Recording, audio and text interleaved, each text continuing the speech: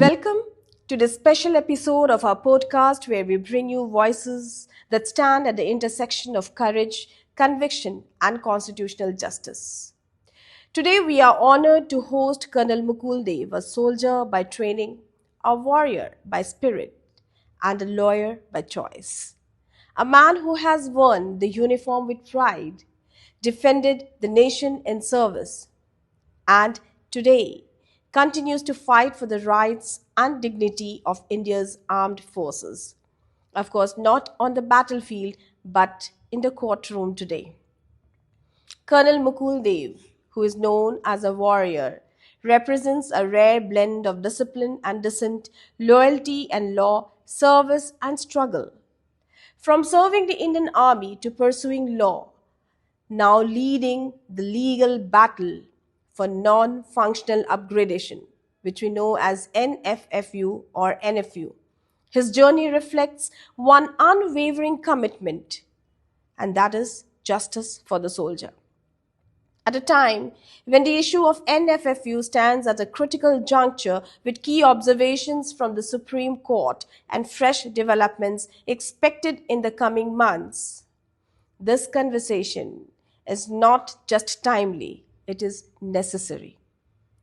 Let us begin this dialogue by addressing what every serving and retired officer wants to know today. And we will keep talking about NFFU and also try to know Colonel Mukul and his battles in a deeper way. Welcome to the show. Welcome to the Global Eye podcast. So, No issue at all. welcome to the Global Eye, sir. Thank you once again. At first, sir, all our viewers, our audience, they are waiting to know about the latest update on NFFU. So, Colonel Mukul Dev, to begin with, could you please explain what the Supreme Court observed on December 11th regarding NFFU and how significant this development is for the armed forces officers or rather the defense forces? I'll try and explain to you. The Honorable Supreme Court on 3rd of December had given a time of another week to the Government of India, precisely to the Attorney General, to come back with whatever arguments he wanted to make, as also any documents which he could show wherein the Government of India has denied the benefit of NFU on file to the armed forces. On that particular day, he requested for the time and it was given to him. And accordingly, the matter was listed as item number 1 on 11th of December. However, on 11th of December, the Attorney General came back with one letter issued by the Government of India, which said that the government has now formed a committee to relook into the aspects of grant of NFU to the armed forces.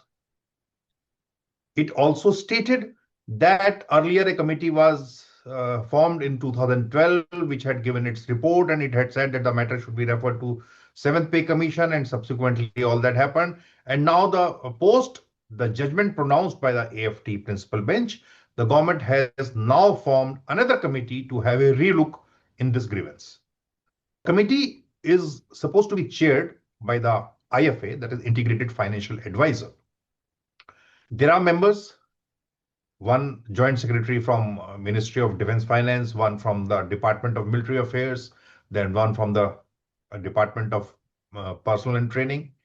And the letter or that memorandum also said that the respondent, that is Colonel Mukul Dev, name is not mentioned, but the respondent has been mentioned in that, shall be given a hearing in such meeting, which will be held for having a relook on this issue. Though we objected to it, because the problem is that already a judgment has come. It's going to be 10 years. And now after 10 years, the government wants to go back and have a relook.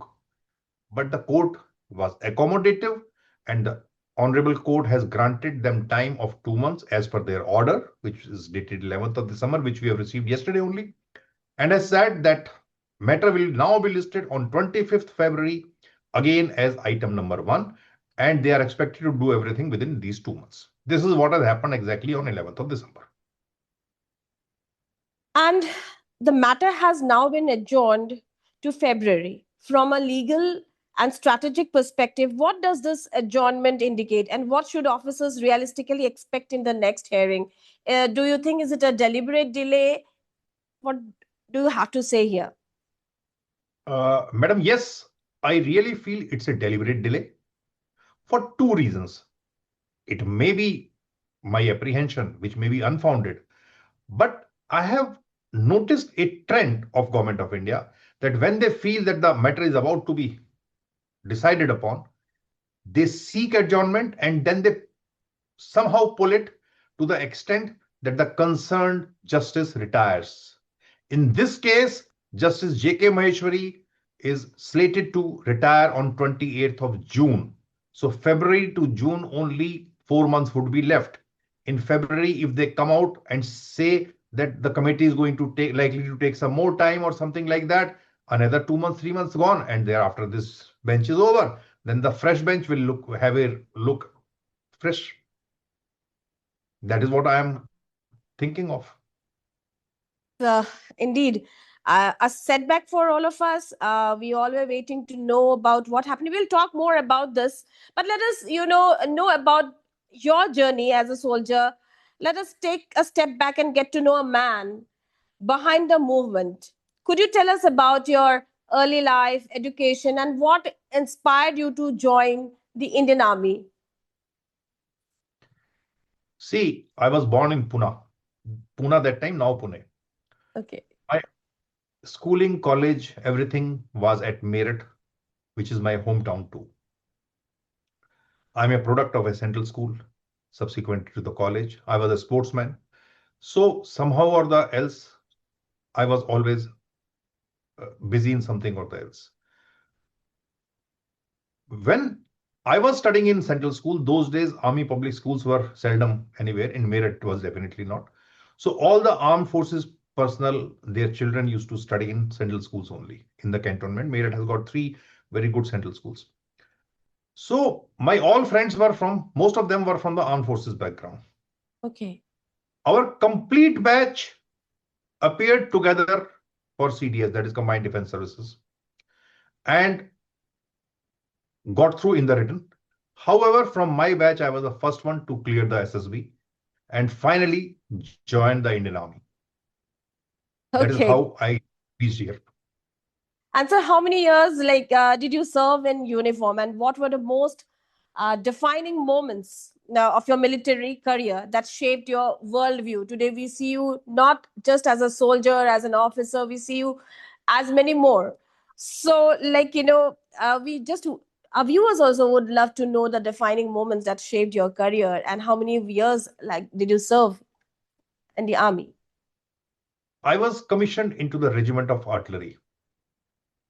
With Okay. pride, I say, I was commissioned in a unit 172 Field Regiment, now 172 Medium Regiment. My early formative years, almost 5 years, were spent in the unit, and I give due credit to my regiment, whatever today I am. Subsequently, I moved to other units, and finally, I was a short service officer. So, in my times, the trend was that people seldom used to get the permanent commission. Okay.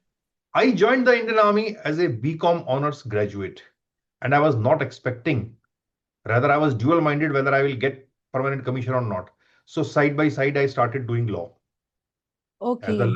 have been, my law also got cleared, and I got the permanent commission also. Oh, great.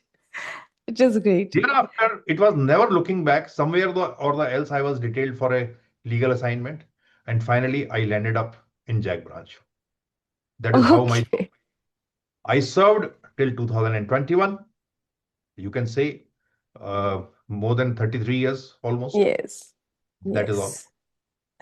And how did your experience as a soldier help you understand the legal gaps affecting armed forces personnel, especially in matters like pay, parity, and promotions? Because we get to hear this, you have served and now you are into law, you are an advocate. So it must have helped you a lot to understand these. Yes, you are right to a large extent. Whatever I have seen or learned in my unit life, I found that there are some yawning gaps, big gaps into it. The same thing which even a state police personnel is enjoying, our Jawans are deprived of. Not for any other reason, but for our faulty policies. Many things have been set right over a period of time, but yet there is a lot to be done. There is a lot to be done. Last 10 years have been bad, I would say, for the armed forces. But still, I have got a hope that things will still improve. I try and do my best to whatever best I can do for the soldiers, fellow soldiers like me. But yes, there's a lot still to be covered. So, as far as I have heard, one of your most impactful legal victories was the case related to ration entitlement for officers, which was uh, perhaps which was stopped at one point. Could you briefly explain what actually the issue was, how you challenged it, and what does victory meant for the Indian Army? See, the seventh pay commission came and it was put into effect from 1st January 2016. One of the recommendations of seventh pay commission was that this system of free rations for the officers should be curtailed since there is a lot of pilferage. The reason given by the pay commission was that there is a lot of pilferage. Somehow I did not like this. If there is some pilferage, you take action to check the pilferage. Why you are withdrawing some facility? Secondly, when we go for various exercises, especially the combat units, they are in the jungles from where the officers will get their rations. The troops will have their langar. You have not withdrawn the rations for the troops because then it will be a very, very peculiar situation and bad situation. Where would the officers go? From where would they fetch their rations? What will happen? I deliberated upon this issue. And finally, I realized that when I got commissioned, this was one of the term and condition of my service, which was offered to me. And it spoke about free and entitled rations. Now, unilaterally, the government is withdrawing this facility, saying you take some paltry sum, which is not sufficient even to buy a liter of milk. And besides that, even if we forget about the money part, besides that, how much of hardships everybody will face? There'll be a total chaos. After giving a thought to this, I gave a legal notice to the government of India. What happened thereafter is that aftermath is still continuing. It was a personal loss for me because our hierarchy, they never liked my giving a legal notice, but the matter reached the highest echelon of the government. And finally, they were forced to relent and restore the entitled rations. I would not say it is free rations. It is entitled rations which were restored. By that time, when I had given the legal notice, I was posted in Jodhpur. By that time, when it was restored, I came to Bhatinda. And the day it was restored to me, I was very happy to note that my hierarchy, they wanted that the supply should be given first to me, a person who has made it happen. Indeed. Sir, and any challenges while fighting this case, you must have faced many challenges, because in the army or in any organizations, there are for, there are against, and you must have also been discouraged by many. Why fighting for the ration? Why for the army officers? And you personally had a loss, you said. Can you just shed light on this? Yes. When I gave this legal notice, the then chief of the army staff, who became our first CDS, he openly accused me of creating problems within the rank and file. In Manik Shah Auditorium in Delhi, he gave a name to me, a black sheep, in open forum. Okay. He took it as if it was a personal loss to him because he was at that particular time, he was looking forward to become the CDS. So he was thinking that this legal notice might disturb his plans. He went to the extent of stopping my promotion. Till date, I am fighting for that. My result was not declared. It was kept in a sealed cover and it was not declared. I retired and I'm still fighting against that issue. So it was a personal loss to me. But after, you faced that personal loss and you are still continuing to fight for the rights of the soldiers.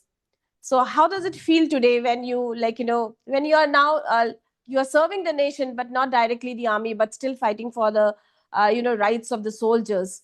How do you feel today? Do you have some regrets that you, you had that personal loss? But there must be some regrets. But how do you, see that loss today when you see yourself in Firstly, the court? firstly, no regrets for whatever I did. I feel it was for the betterment of the whole lot, for my own brothers, sisters who are still serving. Just imagine, without the rations during the exercise, what would these people would have done? Indeed. The government would have withdrawn more such facilities. And what would have happened? So, as far as my doing is concerned, no regrets. I feel whatever I did, I achieved the aim. Personal loss? What personal loss, madam? I may have served for 2 more years. That is all. I feel Right. the God has given me much more than what I would have achieved within those 2 years. So, no regrets at all. Whatever I did, I feel I did the right thing. Great knowing this. And so, are there other rights related issues of soldiers and veterans that you are currently seeing those and you feel that those should be fight for or plan to take up in the future? I understand Yes, NFFU is taking such a long time. It must be really challenging and painful, but still, you must have noticed more, injustice in the or issues related to army or officers or troops, jawans, and you wish to fight for, sir. yes, madam. I will start giving you the examples. The law, the Indian law, which has been passed by the Parliament of India, the lawmakers, has given a facility, for example, of passage from any toll without paying toll tax. There's a fight going on since so many years, so many times, so many cases have been filed, but the soldiers are still forced to pay the toll tax, which is not their fault. Right. So many times the cases have been taken up with our senior hierarchy, but till date, I have not heard even a single word from any of the senior people that yes, they have taken up the case or they will do something or they will not do something. To the contrary, if a soldier he resists paying there and there is some altercation at the toll booth, he is not supported by the hierarchy, wherein he should be supported. The case is already in Supreme Court. Let's see finally what happens to this. Coupled with this, there is so much of problem in giving pension to the widows. There's so much of problem for so many reasons. Firstly, the widows of the soldiers, they come from a rural background. They don't know what to do, how to do, where to go, where to search for everything. Coupled with that, the societal pressures are such that they are made to, rather they are forced to share their whatever retirement benefits or the death benefits of their husbands are. We are fighting for all such cases. I run Okay. my own law firm, and we don't charge even a single penny from the Jawans and widows for such cases.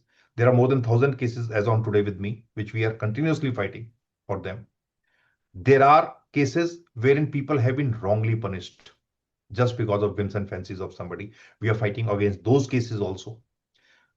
I feel that Armed Forces Tribunal or AFT, which we call it, these AFTs were created for the benefit of the soldiers. But today, the situation is that these AFTs have failed us.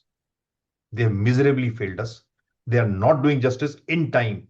Main issue is that they are not coming out in time with their judgments. There are cases languishing from 2012, 2013 vintage, and they are yet to hear those cases, especially the discipline matter cases.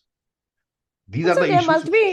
there must be many cases like we have an example of Colonel Purohit. He was wrongly charged, or now he got the justice, but it's too late. But there must be many such cases where officers are punished or they are just taken away, like they are just away out of their jobs because they are wrongly trapped, or they are trapped rather, or they are wrongly charged. They are not actually guilty, but they must have been facing certain scenario that they are forced or they are trapped. Are there such issues, sir? Madam, let's first talk about Colonel Purohit's case. Now I'm retired, and Colonel Purohit has been exonerated of whatever has happened. Today, I tell with conviction, I handled his case in my official capacity. And I can tell you very clearly, there was nothing, absolutely nothing against Colonel Purohit. Even after few years of his incarceration, the court has offered his custody to the army, saying that you take him as per the law and you do whatever you want to do. However, our senior hierarchy, for whatsoever reasons of their own, they refused to do so. And this gallant soldier, he continued to languish in jail for 9 years. I really feel sorry for him. And I can tell you today with certainty, there was not even an iota of doubt in his case. He had done nothing. Rather, whatever he did for which he was being blamed, it was on the instructions of the hierarchy. He has done Okay. nothing wrong. He was falsely implicated for some other reasons, which I may or may not be knowing. However, I can still say, and I can guarantee you, there was nothing against Colonel Purohit. So there must be many such issues where Colonel There Purohit landed up in jail, but there must be like we keep on hearing such cases where we hear that some officer or they just have to lose their jobs or they are out of the jobs because uh, maybe they are trapped or maybe they are actually guilty. Who knows what the truth is? Madam, my take on this, we need to have a wholesome relook at the armed forces judicial system. I'm specifically talking about the army. Okay.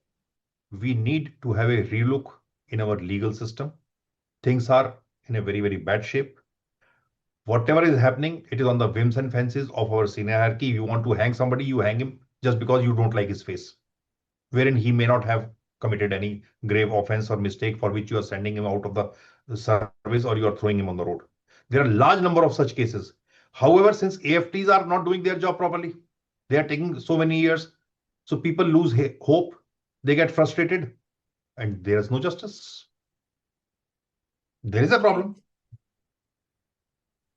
Because if we refer to one case which was it's very recent and it really was on all national channels. If we hear about that spice jet issue, the officer in Jammu who was who was compelled to act in that aggressive manner. Maybe it was an urgent situation at home, he wanted to reach home, but we did not find any justice meted out to him uh, by the organization or by the government. How do you see this situation?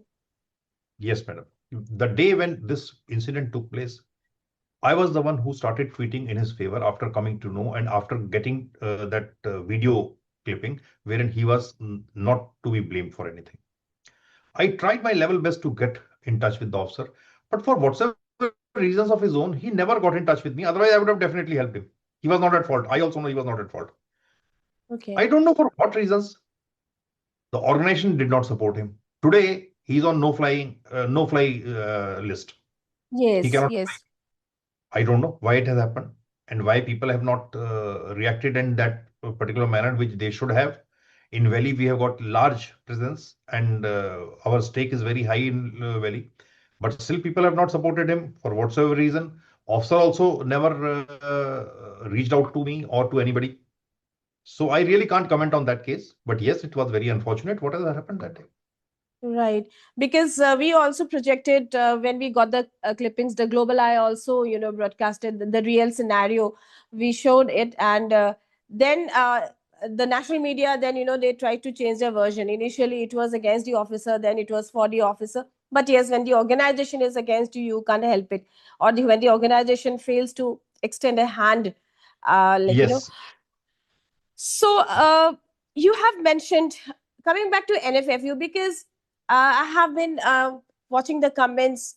Everybody is asking what's the update, because many including the veterans and deserving officers, they are waiting for the NFFU updates. So, understanding the committee mentioned by the Supreme Court, as you also said today, you have mentioned that the Supreme Court spoke about forming a committee or body in relation to NFFU. So, who actually are the members of this community? As per that memorandum, which has been handed over to us also, the Integrated Financial Advisor IFA, an IDAS officer, Indian Defense Account Services officer, he has been made the chairman of this committee. There is a joint secretary, an IS officer from the Department of Military Affairs, who has been made a member. There is another member from MOD Finance, again a joint secretary level officer, who has been made a member. There are members from Department of Personnel and Training, and then our representation would be there. I would be representing, and I have, as I have said earlier also, Colonel Rajiv Manglik, our advocate, and we are assisted by a very able senior counsel, Mr. Sanjeev Sen. So we all will be appearing in case we are given a chance or opportunity to be heard, and we would be there for that. Let's hope. Again, sir, if the bureaucrats are the members of that community, do you think that we will actually come to a solution, or justice would be served? Because as far as we know, it's the bureaucracy that is the hurdle of the success of NFFU. How do you see that when the bureaucrats are the members of such a community? Yes, even I do have such apprehensions. But given the circumstances that the Attorney General himself has advised forming such committee as per that memorandum, as also the court has said that do everything within 2 months, otherwise we will hear this matter as the first item on 25th of February. I still see a ray of hope. We will try and project our case again. And even if nothing happens, we will again knock at the doors of the judiciary, which so far has failed us. And from your understanding, sir, what exactly will this committee examine? Because everything is clear. I think nothing is hidden now. It's clear fact. It's not a big issue now. Everybody understands that the army deserves, the armed forces deserve this. Now late Dr. Manmohan Singh, he has formed a committee to look into the pay commission anomalies as well as this committee, which was headed by the cabinet secretary that time. They gave their report in 2012, and they said that all these issues should be referred to an expert body, and the expert body would be 7th Pay Commission. So they postponed it for 2016. Now 2016, I've just explained to you that when the 7th Pay Commission came, 7th Pay Commission clearly said that the NFU should be stopped for everybody, and if at all it is to be given, it is to be given only to the armed forces because of the acute steep pyramidal structure which they are having, and there is a stagnation. However, the government did not agree, and government continued with the NFU of all the bureaucrats, but did not give anything to the armed forces. And then the court case, and then the judgment in our favor. Now we expect that this committee might have a relook. Mind it, our pay commission anomalies dating back to 5th Pay Commission, they are still persisting. Nobody has looked into it. They are still there. More than 60 pay commission anomalies are there, but they are piling up. Nobody is doing anything. And sir, how seriously and deeply will this committee delve into this issue, and can its findings finally bridge the long standing gap between the armed forces and civilian services on NFFU? Do you think this to be a deliberate delay tactic, or do you actually think that they will delve deep into it and finally they will come with a solution? See, it is anybody's guess.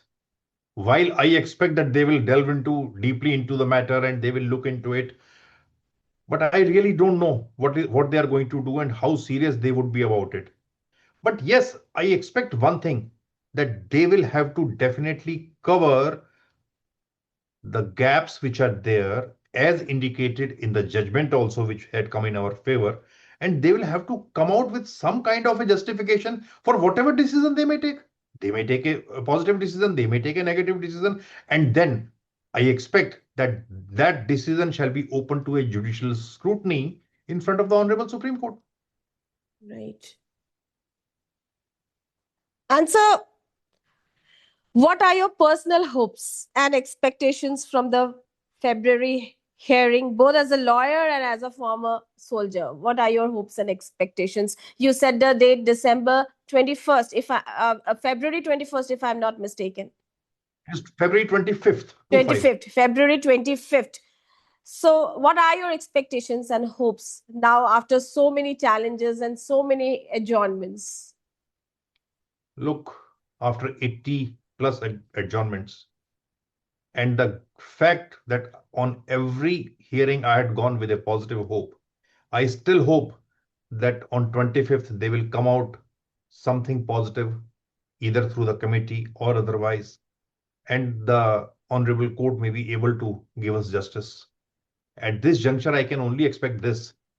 As a soldier, one goes to the battlefield with a positive hope only. We never fight thinking that we are going to lose. And that is our biggest quality because of Indeed. which the Indian Army is surviving today. Right, right, sir. And sir, if NFFU is eventually granted, how transformative will it be for morale, dignity, and institutional fairness within the armed forces? What do you see that if you really, picturize that day, NFFU is granted, how do you see that day to be? Look, you have used three words: morale, dignity, and motivation. We are not fighting for any financial benefits. We are fighting for our dignity only, our status only, our parity only. Predominantly, armed forces were always a step ahead of the bureaucrats.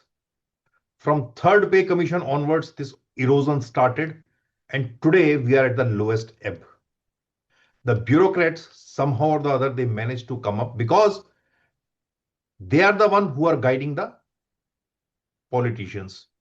And given the situation, our politicians are not in a position to understand what is right or what is wrong. This is what I feel after so many years of my serving. And if it comes, like you have asked, if yes, definitely it will be a morale booster. Today, so many people are going out. So many people want to go and join the paramilitary forces because the benefits are there. The service is till 60 years of age, unlike us that most of us retire by 54 years of age. And then the benefits are more. The lifetime earnings for those people are more. Stable life is there for them, which is unfortunately not for us. Every 2 years or maybe less than 2 years, we are on the move. You are very well aware how the armed forces keeps on moving time and again. I feel that if the NFFU is granted, it will definitely be a game changer for us. Indeed. And how would you describe your journey today as a soldier, as an advocate, and as a warrior for justice specifically? Madam, uh, very recently I was sent a book by a retired officer, Colonel Madhur Goyal. I think I have not met this officer at least, if not less than 30 years. I have briefly met him once. He's an infantry soldier. I must show you. He has written a book, Smoking Hookahs. If you Okay. see this, Yes, okay. yes. Yeah. He has dedicated a chapter on me. Oh, great. I was so moved with this that a man, he has delved into everything about me, from where I came, what I did in life. And this book, a lot of people are reading it and they are telling me that such and such book has come. So as far as my credentials go or whatever I did, I think there could not have been a better tribute than that. This is what I Indeed. feel. Indeed. Indeed. And what message would you like to give to, again, because every time I talk to you, I always feel that your message can be very, very inspiring to the serving officers and also the aspirants. So, what message would you like to give to the serving officers, to the veterans, and the young aspirants who look up to you, and this movement, actually with hope? Everybody is looking at this movement, this NFFU movement, the fight you have started and you are still fighting, or everyone is looking up to it with hope. So what message would you love to give today? Madam, I would like to say to all my brothers and sisters who are serving or the veterans that one should not lose hope. I have not lost hope in spite of whatever has happened, 80 adjournments and whatever personal losses I had. I still, I'm very sure that NFU will come. It's a matter of time. They should have some patience, some more patience, rather, I would say. Right, right. If it comes and it becomes a game changer, then definitely the organization would be much more better. It would be a more attractive career for the youth of the country, which unfortunately today it is not if we see the statistics which are available in front of us. Right. There are people, there are selfless people, like I took the name of our senior counsel, Mr. Sanjeev Sen, who fights, who stands with us and assists us. And he doesn't charge even a single penny from us. There's one Colonel Rajiv Manglik, who right from the beginning, he's with me. And rather, I give due credit to him for shaping me up. Last 20 years, we are together. We are fighting and we continue to fight. And I'm sure we'll fight to win. Nothing less than winning. Great. The great spirit you have. Let's have a rapid round fire, sir. Yes, One madam. word to one word to describe the Indian soldier. A fearless, now technical savvy, and an honest person whose And a integrity quality every never doubt. leader must have. A quality every leader must have. Impeccable integrity. Law or uniform? Which battlefield is tougher? Both in their respective places. Battlefield when you are in battle, law when you are in the court. Very calculated and thoughtful answer. One reform the armed forces urgently need. We should have our say in the government of India. Yes, we are subservient to the politicians. However, when it comes to decision making, we are far behind. We are left behind. People do not even ask us. For the armed forces, any decisions which are being taken, we should be a part of it. It should And not be behind the closed doors. right. And your message to policymakers in one sentence. Your message to the policymakers. Be humane to the armed forces. I find that is lacking. Great, sir. Great talking to you. Great knowing about you, your background, your journey, your battles, your challenges. And that is actually, there is no end to it. You are still fighting for many battles, for many rights, for the justices. And I hope you win. And all the best for Feb 25th, 2026, because the entire 2025 we just talked about NFFU, we heard about herrings and herrings and herrings, and finally we cross this year and we meet next year 2026 February 25th, and we are all hopeful, and I hope this time your voice reaches the ears of everyone, Supreme Court, the government, and finally we get justice and we see justice, because now delay, it's been delayed and delayed and delayed, and justice delayed, we know, we always Is say justice that. denied? Yes. So I hope, it's only a hope, I hope next year becomes a great year for all of us, for the armed forces, for you, and many more successes and more battles, because people like you are there to fight. Because if we see law, the advocates, when we have the idea, it's just people take it just as a job, fighting for the cause, fighting for a cause without taking a penny, fighting for the widows, fighting for the soldiers, fighting for the rights. It is indeed tough and challenging. Thank you so much for all your efforts, and thank you for joining the Global Eye. Thank you Thank so you, much, madam. sir. Thank you very much. Thanks, indeed. Thank you. As we come to the close of this deeply insightful and inspiring conversation, we extend our heartfelt gratitude to Colonel Mukul Dev, not just for giving his valuable time to the global eye, but for standing unwaveringly on the front lines of justice for India's soldiers. Colonel Dev's journey reminds us that the uniform may be taken off, but the duty to the nation never ends. From the battlefield to the courtroom, His fight for fairness, dignity, and constitutional rights reflects the true spirit of a warrior, one who refuses to stay silent in the face of injustice. The issue of non-functional upgradation, NFFU or NFU, now awaits its next crucial chapter with the Supreme Court hearing scheduled on February 25th, 2026, a moment that carries hope for thousands of serving and retired armed forces officers who believe in parity, respect, and institutional justice. We wish Colonel Mukul Dev all the very best in his continuing battle for truth and equity. And we stand in solidarity with every soldier whose voice he represents. A sincere thank you to our viewers and listeners for joining us in this important dialogue. Your awareness, your attention, and your engagement keep such conversations alive. We will be back soon with another compelling episode, bringing you yet another inspirational personality only on the Global Eye. Until then, stay informed, stay inspired, and stay united. And of course, stay tuned to the Global Eye.